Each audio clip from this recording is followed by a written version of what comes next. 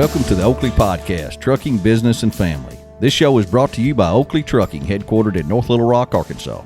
The purpose of this podcast is to communicate with Oakley owner-operators and their families by giving them up-to-date information concerning Oakley Trucking and the trucking industry, from business advice to safety updates to success stories.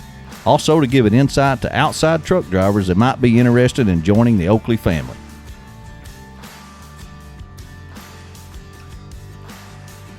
Hi, I'm Jeremy Kellett, Director of Recruiting here at Oakley Trucking, and I'm your host for this podcast. This is episode 21. On today's podcast, we're going to talk to a great friend of mine, Mark Steck, and we're going to talk about trading trucks. Mark is an expert in what I call the trucking industry. He is a longtime friend of me and has dealt with Oakley Trucking, and we're going to talk about truck trade-in values, amount allowed to be financed by the commercial lending institutions, replacement cycles, and how long to finance your truck. So we got some good stuff coming from him here in a little bit. So stay tuned for that. First, though, I want to thank you guys for listening to the podcast. Doing great. We're getting some good feedback. I'd really love to hear more from you, though. If you can leave a comment, you go to our website. You go to podcast.bruceoakley.com to leave a comment and give us some feedback and share it with your friends. And always remember, I tell you every time, this is for our Oakley owner-operators and their families to give more information out to you so you can be more successful and, learn a little about what's going on at Oakley Trucking here. So glad to have you. Thanks for listening. Let's get some announcements done here first. I was making a list. I was getting some feedback from dispatch, safety, recruiting, and wanted to cover a few things with you. So first of all, the shop they definitely wanted me to tell you about following the social distance policy in the shop and the wash bay. We, the last thing we want is our guys out there working in the shop to have to wear face masks all day while they're trying to do that hot job. So please do your part and wear a mask when you come and talk to mechanic or shop foreman or the parts guy or the wash bay guy. Please be courteous and do that for them, because we don't want them to have to, the only else thing we can do is have them wear a face mask all the time, and we don't want to do that. So keep your distance and wear a face mask there when you're dealing with the shop or the wash bay. Safety gave me some. Let's see here what I do with it. Gave me some info for you to be aware of the Commercial Vehicle Safety Alliance. CVSA Brake Safety Week is scheduled for August the 23rd through the 29th. So be sure to be prepared for that. Let's see. This is enforcement officials will inspect commercial motor vehicles. Vehicles found to have critical out-of-service brake violations or other critical vehicle out-of-service inspection item violations will be restricted from traveling until those violations are corrected. Do your part. Make sure your trailer and truck is up to par before, at all times, but definitely before August the 23rd through the 29th, because that is the CVSA Brake Safety Week, scheduled for that week. Also, let's get right here. I had dispatch. They had a compliment from our owner-operators. Let's see. This was actually from Vital Earth in Big Sandy, Texas, one of our customers, and they wanted to say thank you to Oakley and how professional our drivers were. Said he has been in the business for 30 years, and we have some of the most professional and polite drivers he has ever seen. Wanted me to pass that message along. So compliments to you owner-operators going in there, and that's from Vital Earth in Big Sandy, Texas. So good to know that. 2290s are due. Hope you guys are getting your highway heavy road use tax paid. $550. It's due July through August 31st. Time's running out. Get that done. You can do it online, or you can call up here, and Miss Wendy and Miss Allie will help you get that done also. One other thing from dispatch, they did tell me to communicate. Man, how many times have we talked about this, communicating? But they made it a point to tell me to communicate, for the owner-operators to communicate with your dispatcher after hours and weekends if you're going to be late for a pickup or delivery. Please, guys, communication's a key. You know that. We've had a podcast on communication, and we talk about it all the time. And one of the guys summed it up best. He said, communicate bad news faster than good news. So help us help ourselves with the customers, with communicating good news and bad news. But the bad news, we got to get to the customers fast before they figure it out. So it always helps. Y'all know that better than anybody.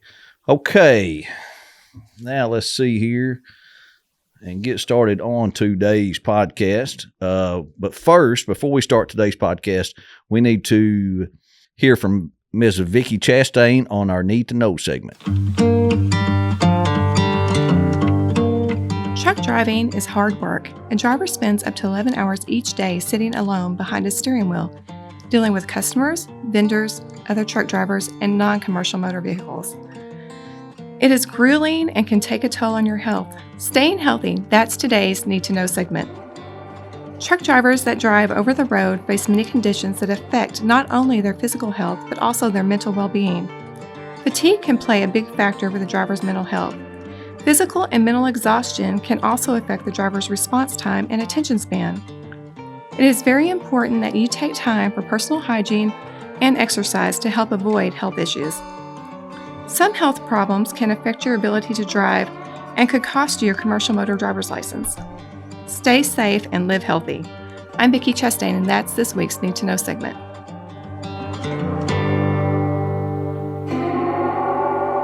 Okay, I want to introduce you to and actually get some history from this gentleman that I've been friends with for a long time now. His name is Mark Steck, and I can just tell you, we've had a good relationship over the years, and I respect him so much, and I have learned a lot from him. And I want to, first of all, get his history and talk a little bit about with him, and then we're going to dive in and give you some information on the best way, maybe his expertise and experience and what he's dealt with when it's trading trucks, truck values, being successful as an owner operator, and get his input on everything. Mark, you with me? I am, and thank you, Jerry, for having me. I look forward to being in and help these guys figure out some things that have plagued owner operators for decades, ever since I've been in it. Man, I tell you, it's something else. I'm glad to have you. I know, you moved off down there in South Texas, and I don't get to see you near as much as I used to. But the beach is nice. The beach is anyway. Well, hey, let's catch our listeners up on your history, because I think it's important that they know what you've done and what your experience is, and then we'll get right into talking about trading trucks. You want to go ahead with that? Sure, and I'll keep it as brief as possible, but it's been a long journey. I started driving over the road in 1973. I actually went to work for a company called REA Express, Railway Express Agency, and they went out of business right away. And over the last 32 years since then, I drove for 32 years. I collected a little bit over 3 million miles experience. The focus of my experience was open platform, flatbeds, and liquid and dry bulk transportation. I just really got into the end dump and the liquid smoothbore tank, hazmat, and that was my niche. I was an owner-operator for about 12 years of that time, and I enjoyed modest success. I ran cross-country. I ran basically all of Canada, all the United States, and, that was basically what I did, stayed on the road for decades. In 2004, I'd been living in Springfield, Missouri since the early 90s. I got accepted an opportunity from Jenkins Diesel. They were a family-owned dealership, been in business forever in Springfield, Missouri. They were the Western Star dealer. And I went to work in heavy-duty truck sales. I worked my way up to heavy-duty sales manager, and that's really when the learning process accelerated. We became known as the bulk hauler, heavy haul, custom sleeper to go-to people for Western Star trucks. We also did quality pre-owned reconditioned trucks. We just didn't bring them in and detail them. We went through them. And we were fortunate. We sold a lot of trucks to Oakley owner-operators and a lot of other folks. And our support staff was filled with veterans there at Jenkins Diesel, truly truck people. And the training that I received from Daimler Corporate is considered best in the class in the industry. It has really taught me the ins and outs of speccing. I've met people that were finance experts. They really taught me how this industry worked behind the scenes. When I was there at Jenkins, I had a good friend who I'd known for years who had become an owner-operator at Oakley. Some of you may remember Mel Green. Oh, yeah. True gentleman. Just one of the finest people I've ever known. And he introduced me to you. And the rest is history, as they say. Mel Green, he was such a great owner-operator for us. He was just so calm and collective, and you could just tell when you talked to him and his wife. She was a big part of it too. I mean, they just had it to. Oh yeah, Beth, that's right. They had it together, and it was they were just a great model for a successful owner operator. And when you talk about Mel, he knew what his truck cost him to operate last month, last quarter, last year. He knew what planned maintenance he had coming up. And he pretty much knew what his settlement was going to be for the next week. And he knew what he had in the bank. And he knew when he was going to replace the truck he was in. Yeah. Even if it was 24 months down the road, he knew when it was going away. Yeah, he was sharp. So yes. Here's my story of when I met Mark Steck.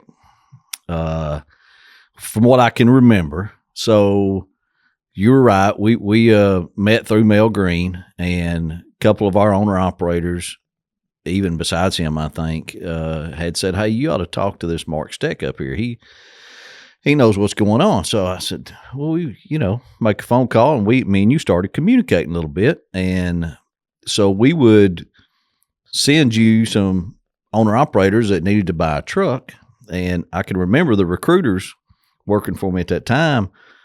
They would get a little frustrated when they sent a guy to Mark Steck because Mark Steck was pretty particular on who he was going to finance and sell a truck to. And I was like, well, that's what we need. That's what we want, guys. But as recruiters, they were getting frustrated because they would send you guys and wouldn't get them approved, wouldn't sell them a truck because, you were one of the first truck salesmen I'd ever dealt with, Mark, that came back and said, look, Jeremy, this guy don't need in a truck.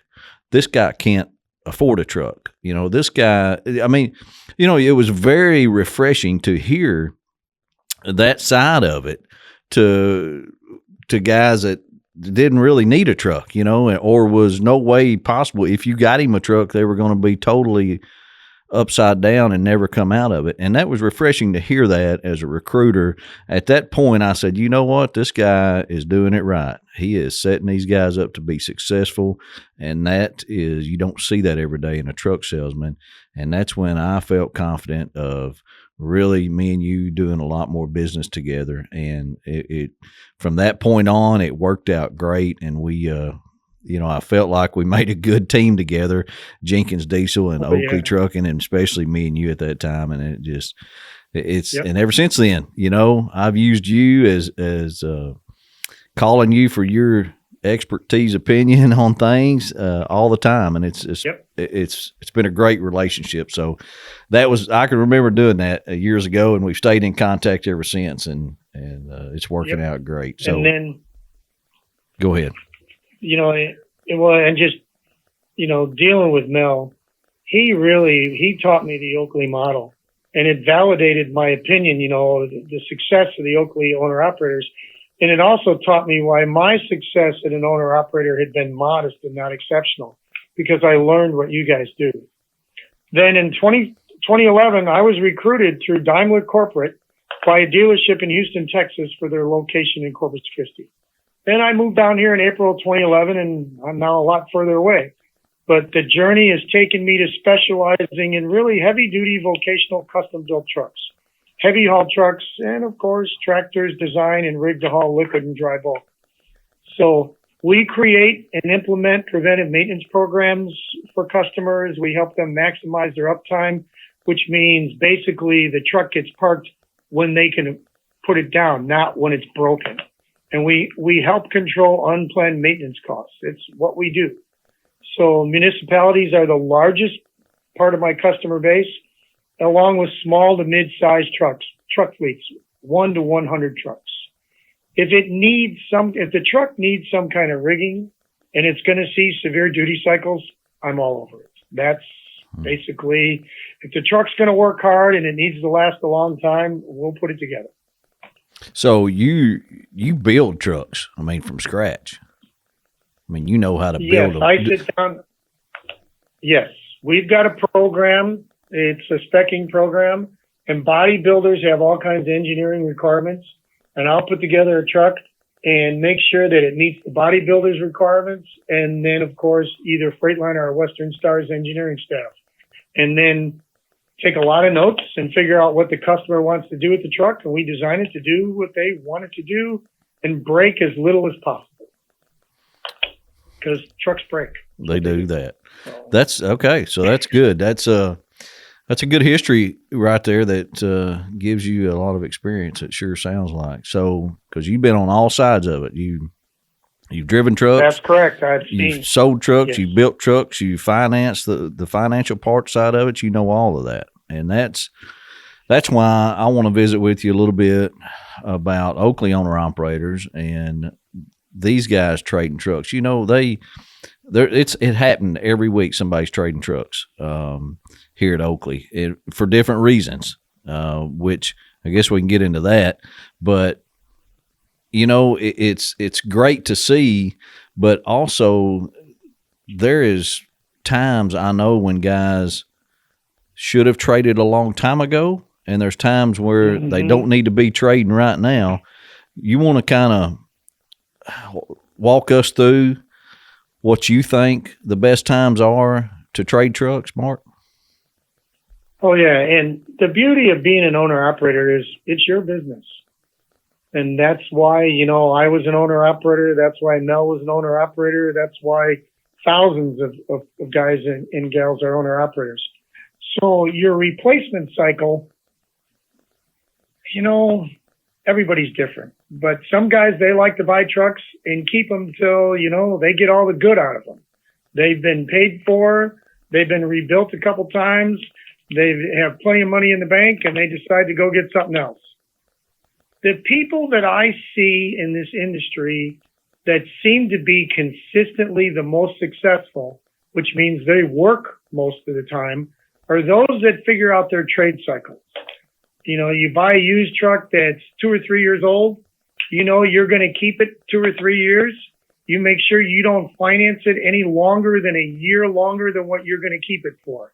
If you're going to buy it and keep it for 36 months, do not finance it any longer than 48 months. If you're going to buy a new truck and after 5 years, you're going to want out of that truck, and typically that's when the extended warranty is up, don't finance it for much longer than 5 or 6 years because you will be upside down. And, upside down means you're going to owe more on the truck than what you can get out on it on a trade. You see that the most, don't you? Truck guys are upside down in trucks. Because they wear them out so fast before they're paid for. It's hard to get on the upside, but there is a way to do it. Absolutely. And a lot of times guys will come in, even with a used truck, they'll put a lot of equipment on it, sales tax, and they'll put minimum down. And if they've been in business for a while and they have really good credit, they're going to be able to finance more than somebody that doesn't have a business track record. So let's just say they buy a $60,000 used truck.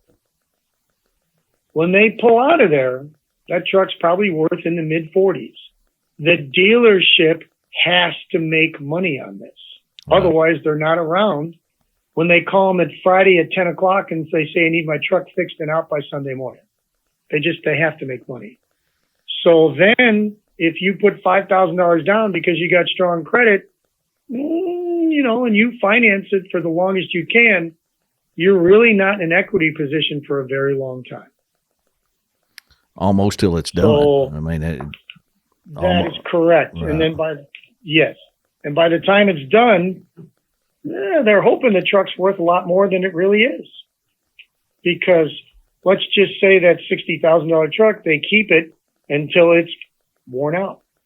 Now it's maybe a $15,000 truck. right. And they go into trade and they're hoping they'd get twice as much for that because they didn't save money for a down payment. So And that's they're relying on their truck as a down payment for the next one, That's correct. and that's a mistake. And yes, replacement funds and maintenance funds. And you and I have talked about this. From day one, you set aside money for your replacement and you set aside money for your maintenance. And you look and say, okay, I'm going to keep this truck for 3 years. Here's how much money I need to have down in 3 years for my next truck. And you divide that by 36 months and you know how much you got to put aside every month. And that's what you need to stick to. The money comes out first. Then you live on, and then that's your paycheck after you take out for your replacement and your maintenance. And of course your taxes and everything else. And that's just that's being smart. I'm gonna say a lot of Oakley owner operators do that, but in general, I don't think a lot of truck drivers do that. Owner operators do that. What you see that, I guess. It's a mistake I made. It's a mistake you made. Is that what you said? Absolutely. Oh yeah, I learned the hard way. I think we all did. Oh yeah. So, and then when you trade your truck, that money that you get, that goes back in your replacement fund. That's the key, is being don't able use to do that replacement fund every month. And that's a good way to think about that, is you go buy a truck and you buy a truck for however long, 36, 48, 52, 50 months. You start saving that money to replace that truck.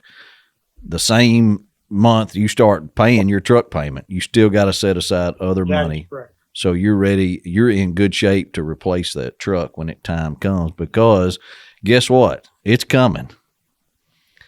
Either replacing the truck or fixing everything on it. Now, why do guys do that, Mark? What's any advantages or disadvantages, or do you waver on either way of that? I mean, buy a new truck all the time, or buy a used truck, keep it, and just keep fixing it. What's your thoughts on that? Some guys, just the thought of buying a new truck and that big price tag and all that is not something they're comfortable with. And they're pretty comfortable with working on their own trucks. They know how to take care of things. They go find themselves a pre-owned truck that's in really good shape. They're comfortable with the maintenance and they keep their payment down. And, that works out really good for them. What I learned for me is I like to run hard. And when I got home, I wanted to park it. I didn't want to work on it. And I see that with a lot of guys, especially down here, that specialized owner operators and small fleet guys. They'll buy a new truck. They start out used. Then they get comfortable. They get their money set aside and they go get a new truck with extended warranty. Because let's face it, new trucks are complicated. We all know that. And they'll put extended warranty in the engine, the after treatment device, the air conditioning, and possibly the transmission. And away they go. And that way, when they come in, their maintenance is planned. All their unplanned maintenance typically is under warranty, and unless they have some type of damage. One thing, no extended warranties on new trucks are backed by the original equipment manufacturer. Extended warranties on pre-owned trucks are third party. There's a big difference. Yes. The extended warranties on pre-owned trucks are getting better, but new truck warranties are backed by the manufacturer. That's good to know, because I thought extended warranty on a new truck was a third party, but it's not. It's the manufacturer's extended warranty. Yes, and pre-owned truck warranties, and I've gotten out of the used truck side. I'm nowhere near as savvy as I used to be, because fortunately they got me sitting in here building all these new trucks, which is what I like to do. So, and I see, especially through Daimler, they have some pretty good pre-owned inspection warrant. You know, we do the inspections, the reconditioning, and the warranties. But an engine warranty on a new truck, if it's a Cummins or a Detroit, because that's what I know, is backed by Cummins. The extended warranty on the transmission is backed by the transmission manufacturer. If you have air, we call it, air conditioning warranty, but now they actually have modules of the truck with a warranty where, like your air conditioning and your charge air cooler and your radiator, it falls under one umbrella, and that's backed by the truck manufacturer. It helps us as a dealer when a truck comes in and the warranty is kind of in a gray area. The truck's 4 years old and the warranty is for 5 years, but the warranty was for 4 year, 400,000, and the truck is 4 years old and we're at 420,000. We can call our rep and say, it's in on time and out on miles. Can you help us? And we shut up. And because they're part of the family, they know we're calling for a reason. And we do our best to get help from them. And then if it's new truck down, it's got a priority in the service department. If you go to an elite support dealer, which is these Daimler certified dealers, new truck down, rapid assessment, it just gets handled a little bit quicker if the dealership is in good standing in their elite support program. So what do you think are some of the biggest mistakes owner operators make when they're thinking about trading trucks? The number one thing I see, Jeremy, is they want too much truck. And I understand completely. That's why you're an owner operator. It's your truck.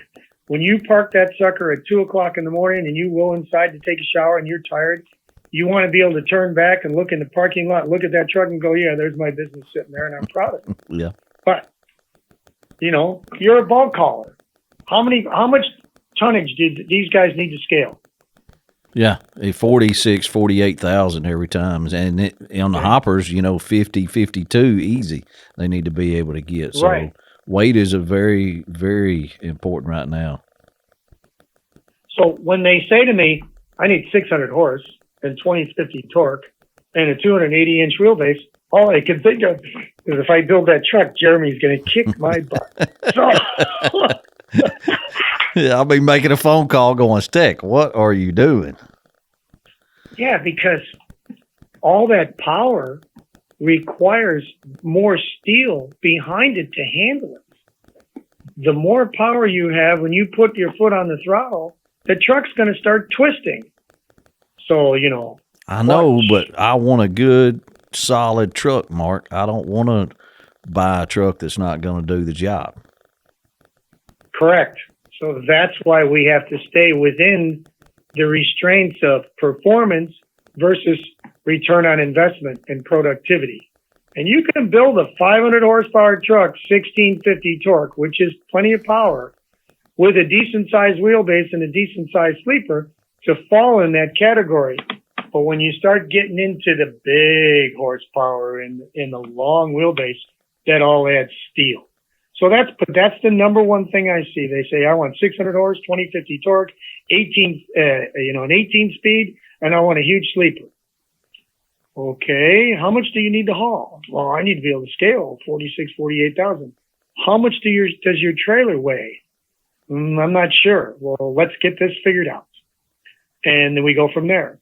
And I can make a truck run. It feels like it's got plenty of power. It's just a little bit less.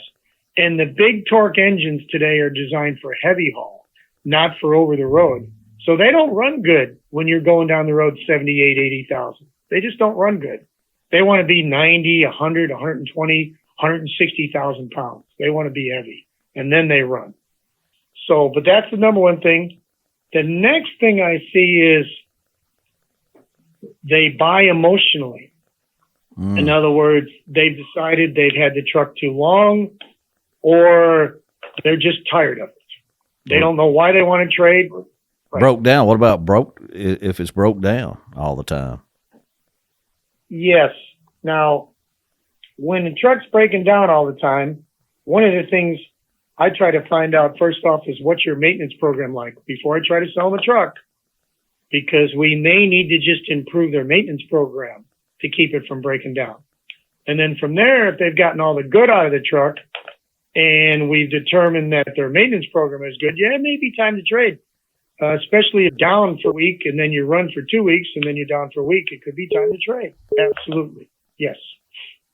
Service failures give you a lot of headaches, don't they? Oh yeah. Yeah. It's tough. I know it's tough on these owner operators, and you say making a decision based on emotions. I mean, that's, I'm getting pretty emotional if my truck keeps breaking down all the time. I've got to do something.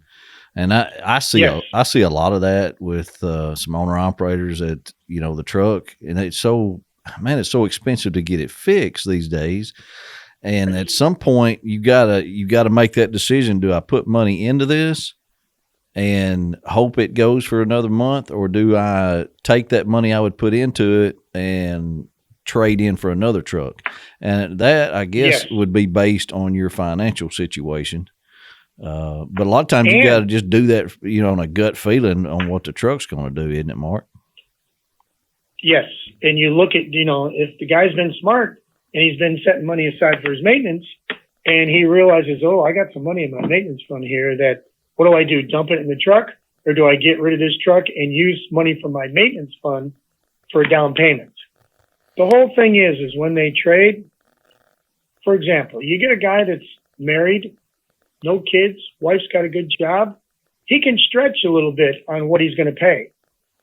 You get a guy that is sole source of income because he's got 3 kids, which means his wife's working 3 full-time jobs, and he's the guy bringing in the paycheck. He's got to be careful what his payment is, and he needs to be careful that he doesn't finance a used truck for 48, 54 months, and the truck's got 600,000 miles on it, which means he's got another 200,000 or 300,000 miles he's going to be trading again. So that's one of the things I ask guys to look at. Well, and So now that I actually say that, when guys are looking at trading trucks, if they're doing what you said earlier in this episode about putting that money aside for buying another truck, not the maintenance, but the money aside to be prepared to buy another Yes. truck in whether it's 3 or 4 Right. years, I see a difference in a lot of guys that'll say, hey, Jeremy, I'm going to trade trucks. And some of them are just as calm and cool as they can be. They've got the money. They feel good. Yes. They're confident. Hey, this thing's starting to give me Yes. a little problems. I'm feeling like I need to get rid of it. I'm going to get rid of it. And it's not a big deal to them. You take another situation where a guy is broke and doesn't have the money that has been set aside for these years to get in another truck. And then he's trying, he's got a truck that needs a lot of maintenance money put into it, or he's going to have to get rid of it. And of course it's not worth what he owes on it. And now what are we going to do? And I see guys in that situation and they're stressed out, and I understand that. yes, But that's because, absolutely. and that's a lot of that is just financial responsibility, I guess, isn't it, Mark? I mean, in the beginning, that's what a lot of that is. But some guys just can't help it. That's what they've been dealt with some of these trucks. And I just know that our guys, when you see that difference of a guy that's saved money and he's just so more at peace when he's going to trade trucks, it's not a stressful situation. It's just it's a tool. I got to make money with this and I got to have another one. Yep.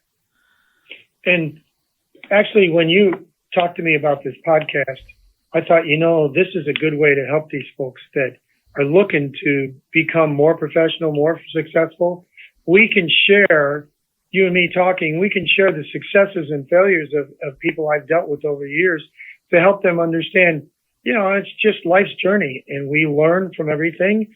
And the job is to get a little bit better every day as we go along. And one thing, you talk about one of the mistakes or what people should avoid when they're trading.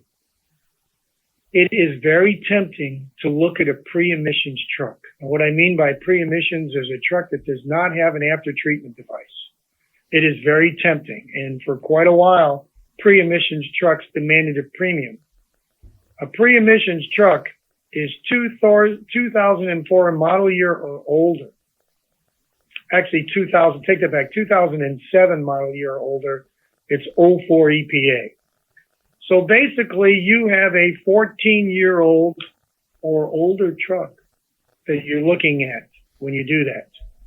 No matter how much money has been spent on reconditioning that truck, you still have frame rail, crossmember, and cab and wiring issues. And they're almost impossible to get financed, and they're very difficult these days to get parts for the older they get. So it's just something to be aware of. The pre-emission trucks are not as desirable. So then you're like, well, Mark, like you said, trucks are complicated. That's a fact. 2008 model year to 2014 model year are trouble-prone years because they're the years that we were getting the emission systems down or figured out because the government kept changing the rules every couple of years. Now from basically it's 2015, 2014 on up, they're better. And it's called 2017 greenhouse gas, GHG. That's an emissions level. They're the ones that have gotten it dialed in. And we also have, like on the Detroits, we've got a little Bluetooth device that you can plug into the data port on your engine and download a free app on your phone and sync your phone to this Bluetooth device. And you can go in and look at fault codes and after treatment device health and everything else just from sitting on your phone. Oh, that's nice. So, yeah, the new trucks are complicated, but they're getting better and better. And then we have telematics where literally the truck's talking when it's running to an engineering support team at the engine manufacturer. And we pretty much know what the fault code is when you get it. All right, we can look it up.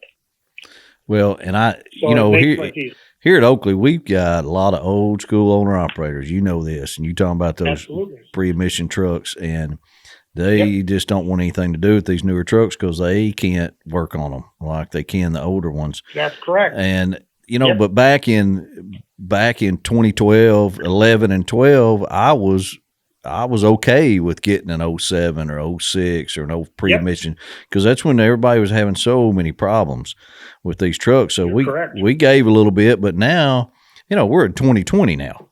And we can't lease on trucks that old now. We're at a 5-year newer tractor, and I'm glad to hear you say that they're better now. The 15s and on up seem to be a lot better than the 8s to the 14s, and that's good information for our owner operators to know too. But as an old school owner operator that we have here, a bunch of them, it's going to be hard for them to buy those new trucks. Now, we see guys doing it every week. They finally, I think they make that decision, like you said, the truck is just too old, and I'm having to replace everything on it. And they go ahead and make that move and jump in these newer trucks. And I have seen myself, these newer trucks are a whole lot better than they used to be, a whole lot better. We're not seeing near the breakdowns like we used to in 12, 13, 14. So doing a lot better on that. And the big thing is the evolution and the growth and the perfection, of the after treatment devices. The whole purpose of that after treatment device is to capture carbon and NOx, that haze that you see in the air. And as they become more evolved, the engines have produced less soot, which means the after treatment device becomes smaller. And at the same time, the performance of the engines has gone way up. And they do produce more, the NOx, the haze, but that just means they use more diesel exhaust fluid and they use less fuel. So the after treatment devices have gotten smaller. We now have them to where they're coming out where, when they first came out, you were cleaning the diesel particulate filters every year, 2 years. Now, they have them to where they're designed to go anywhere from 500 to 800,000 miles.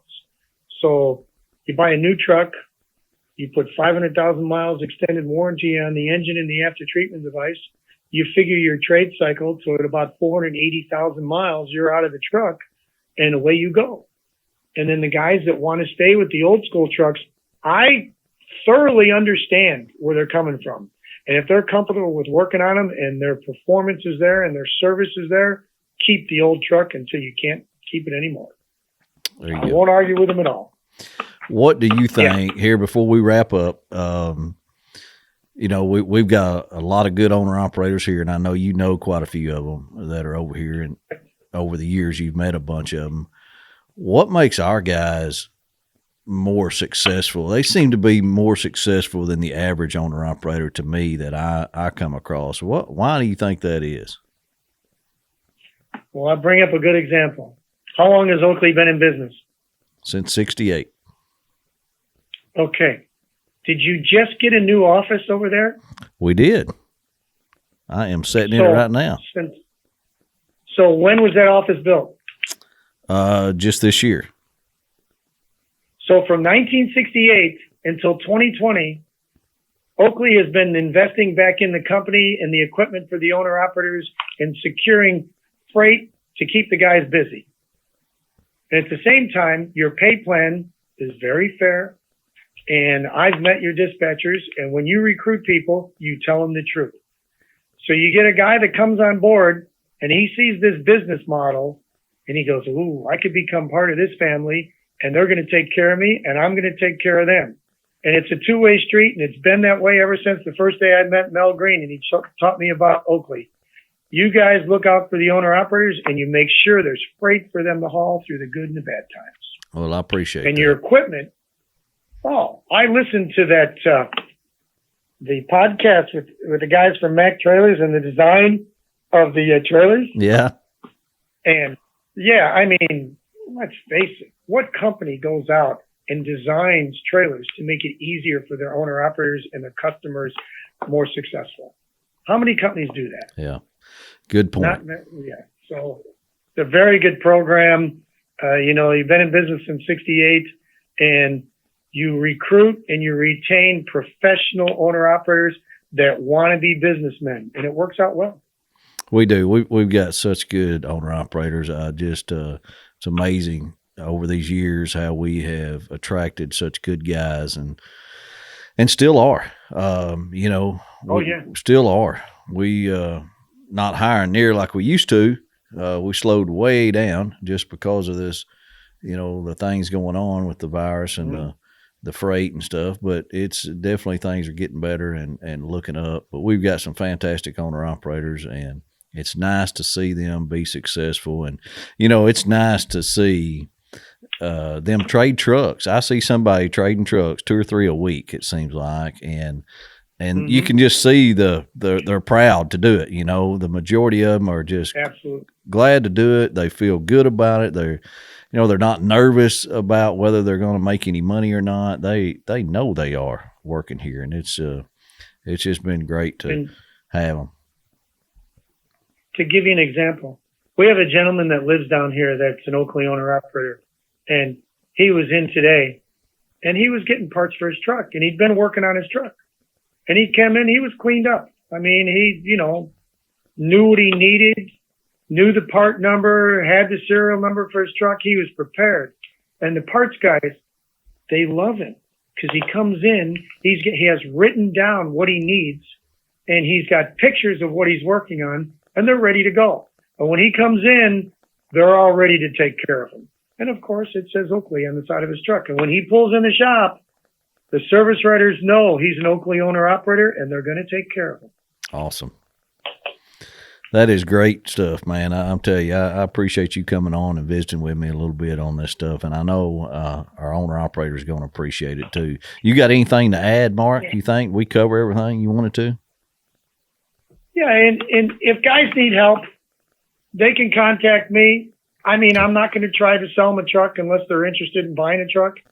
It's just, if they need maintenance, if they need to understand some things, maintenance programs, if they're trying to figure out what's the right thing to do, buy new versus pre-owned. If they're working with somebody over in Memphis, Tennessee, and they just need someone to feedback, I'll talk to them. It's not a problem. I won't try to steer them down here and steal them away from who they're talking to. We'll just help them. And if they happen to pass through here and they need a port and a storm, we'll take care of them. That's awesome. That's good. And you're in Corpus Christi. And what's the name of that dealership down there? So we are Corpus Christi Freightliner Western Star. Okay. And we're owned by parent company out of Houston, Texas, Select Transportation Resources. Okay. And if you guys need to get in touch with Mark, and like he said, if you got questions, call me and I will put you in contact with Mark Steck, and you can visit with him on, just like he said, just advice or have some questions about a truck, or if you're trying to build one, or different things. I have all the confidence in the world in Mark Steck when it comes to building a truck and buying trucks. So I appreciate you hanging with me today, Mark, and giving us that information and help make our owner-operators more successful. Thanks for having me. It's good talking to you, Jeremy. You bet, Talk man. to you soon. Okay. Hey, guys, appreciate y'all listening to the podcast. Hope you enjoyed this one with Mark Steck. And if you have any questions, give me a call. If you're interested in trading trucks and you're about to, just remember you got to contact me or Miss Wendy up here at the office so we can make sure we get everything squared away with the paperwork, because that's a big issue sometimes too. But thanks for tuning in, and we'll have a new podcast out every Wednesday. Tell your friends and tune in. Appreciate y'all hanging with me. Thanks. Thanks for listening to this episode of the Oakley Podcast, Trucking, Business, and Family. If you enjoyed this episode, be sure to rate or review the show in the podcast platform of your choice and share it with a friend. We love hearing from our audience, so if you've got a question, comment, or just want to say hello, head over to our website, theoakleypodcast.com, and click the Leave a Comment button. We'll get you a response soon and may even share some of the best ones here on the show. We'll be back with a fresh episode very soon. Thanks for listening.